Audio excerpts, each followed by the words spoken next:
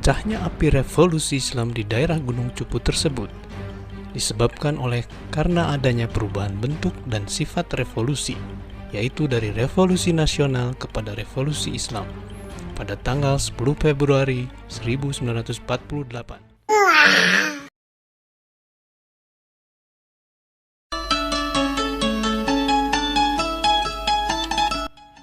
Desa Gunung Cupu terletak di daerah Kecamatan Sindangkasih, Kabupaten Ciamis, Provinsi Jawa Barat. Desa Gunung Cupu berbatasan dengan Tasikmalaya, terpisah oleh Sungai Citanduy. Letak geografis Gunung Cupu yang dilintasi aliran Sungai Citanduy di sebelah baratnya berbentuk paralel dengan jalan raya dari Ciawi atau Raja Polah ke arah kota Tasikmalaya. Sedangkan di sebelah timurnya terdapat jalan raya dari kota Tasikmalaya ke jurusan Ciamis. Kemudian dari Ciawi ada jalan ke sebelah timur masuk ke kota Panjalu, dan dari Panjalu ke arah selatan masuk ke kota Kawali, serta dari kota Kawali menuju selatan atau barat terhubung dengan kota Ciamis. Kalau melihat kondisi sekarang, siapa sangka di kawasan Desa Gunung Cupu telah terjadi peperangan hebat antara rakyat Priangan melawan tentara kerajaan Protestan Belanda yang berlangsung dari Februari 1948 hingga bulan Mei 1948. Di utara desa kawasan Gunung Cupu, nun jauh dibentengi Gunung Syawal. Kondisi alam seperti itu sangat memudahkan pasukan-pasukan Belanda untuk mengepung dan memblokir basis Tentara Islam Indonesia di Gunung Cupu, yang kekuatan militernya hanya 8 satuan resimen gerilya itu. Gunung Cupu ditetapkan oleh Raden Oni yang ditugaskan Majelis Islam sebagai basis Tentara Islam Indonesia. Daerah ini difungsikan sebagai titik awal untuk menuju ke berbagai titik penghadangan dan serangan terhadap pasukan-pasukan tentara Belanda. Untuk menjaga meningkatnya aktivitas Masyumi Jawa Barat yang menjadi Majelis Islam, yang bertujuan memberontak terhadap tentara kerajaan Protestan Belanda, mengubah Laskar Sabilillah Priangan menjadi Tentara Islam Indonesia atau TII.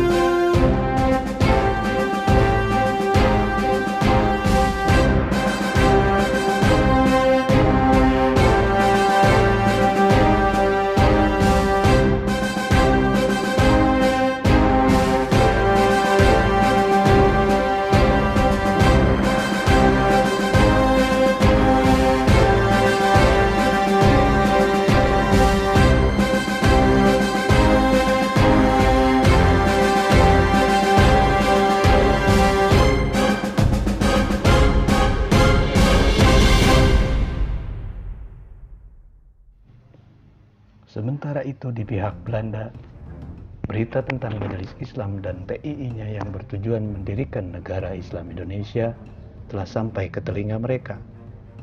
Apa yang dilakukan oleh TII untuk menegakkan cita-cita ideologi Islam itu sangat dibenci oleh Belanda, karena dapat membahayakan kepentingan negara penjajah tersebut, baik di negeri jajahan maupun di dunia internasional. kita bisa buka lagi sejarah perjuangan para pahlawan Islam sepanjang 350 tahun mencoba mengusir VOC dan kerajaan Kristen Protestan Belanda dari tanah Nusantara. Di dunia internasional, apalagi di hadapan Amerika Serikat, yang di segala lini kehidupan mereka dikendalikan oleh Yahudi.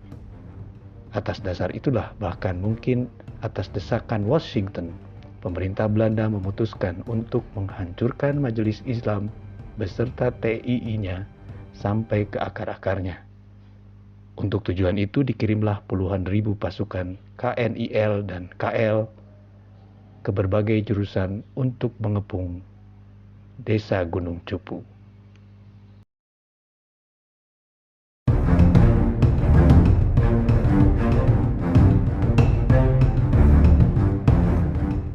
Merasa waktunya telah tepat, maka pada tanggal 17 Februari 1948, pasukan-pasukan tentara Belanda mulai melancarkan serangan. Penyerangan itu dimulai dengan mengerahkan kekuatan senjata-senjata berat seperti meriam, kanon, mortar, termasuk serangan pesawat-pesawat tempur.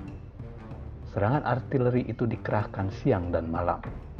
Selanjutnya serangan itu dilanjutkan oleh pasukan-pasukan infanteri yang merangsek bertubi-tubi.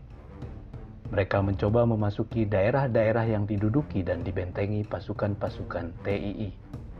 Ketika barisan mujahidin TII bermarkas di desa Gunung Cupu itu memulai tugasnya, pasukan kolonial itu mulai melancarkan serangan besar-besaran terhadap kubu-kubu pertahanan barisan mujahidin TII yang membela keimanannya dan melindungi hak asasinya untuk hidup merdeka.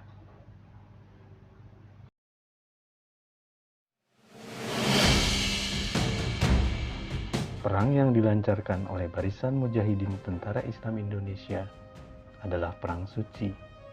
Perang berdasarkan perintah dari izin Allah Subhanahu wa Ta'ala, sebagaimana termaktub dalam Al-Quran Surat Al-Hajj ayat 39, yang intinya perang membela diri, bukan sekali-sekali karena Barisan Mujahidin Tentara Islam Indonesia itu haus darah atau cenderung pada tindakan-tindakan kekerasan. Serangan serupa itu di kawasan Gunung Cupu telah menyebarkan tentara Islam Indonesia ke daerah-daerah Cisayong, Ciawi, Indihiyang, dan distrik bagian selatan. Selanjutnya, pasukan tentara Islam Indonesia telah muncul kembali di Pager Ageng dan Cineam. Pertempuran hebat pun tak terhindarkan lagi, siang dan malam. Namun karena terdapatnya kesenjangan persenjataan dan jumlah personil, maka dari hari ke hari, pasukan Belanda dapat merebut perkampungan yang diduduki oleh pasukan TII satu persatu. Setiap penjuru medan pertempuran dihiasi oleh banyaknya korban berjatuhan di pihak tentara Islam Indonesia.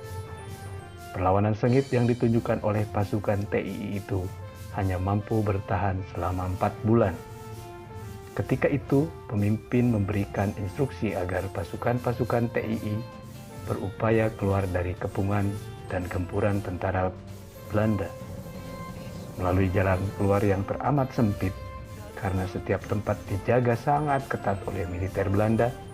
Akhirnya satuan-satuan gerilya tentara Islam Indonesia dapat melewatinya hingga mereka akhirnya bebas dari kepungan tentara penjajah Belanda. Seiring pergantian waktu dan adanya pergantian taktik bertempur, daerah-daerah yang diduduki dan dikuasai oleh tentara Islam Indonesia bertambah semakin luas, meliputi seluruh daerah pedalaman Priangan.